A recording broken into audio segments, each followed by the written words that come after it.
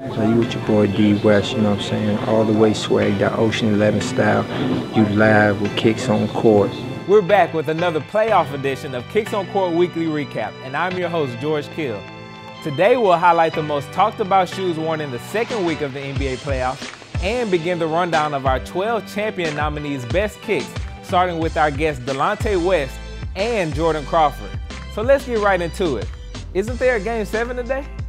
You may want to chill on naming a Kicks on Court champion so soon, because a few of our nominees are still playing and wearing some serious heat.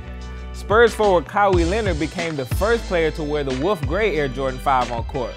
Now this shoe released around this time last year, and it's pretty surprising to see that no one has worn this shoe sooner, considering how anticipated they were. Although we rarely see him on the actual court, last year's Kicks on Court champion Gilbert Arenas made big noise in the column by wearing not one, but two sought-after Air Jordan 4s. He sported the 2006 Lightning 4s in Game 4 of the Clippers vs. Grizzlies series, and followed that up with the Military Blues in Game 5. Now do you see why you should tuck those champion votes in for now? Speaking of champions, we begin the rundown of our 12 nominees today, starting with Delonte West. Like Paul George, Delonte is an avid fan of pennies, but it's not all about style with him. Pennies such as the Orlando Flight 1s do much more than shine in his eyes.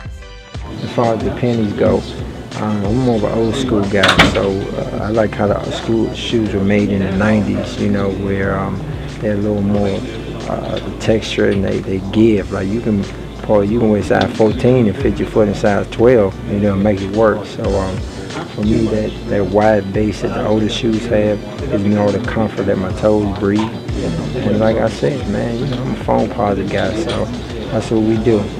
Check out Delonte's other Kicks on Court moments that round out his top 5 for the year.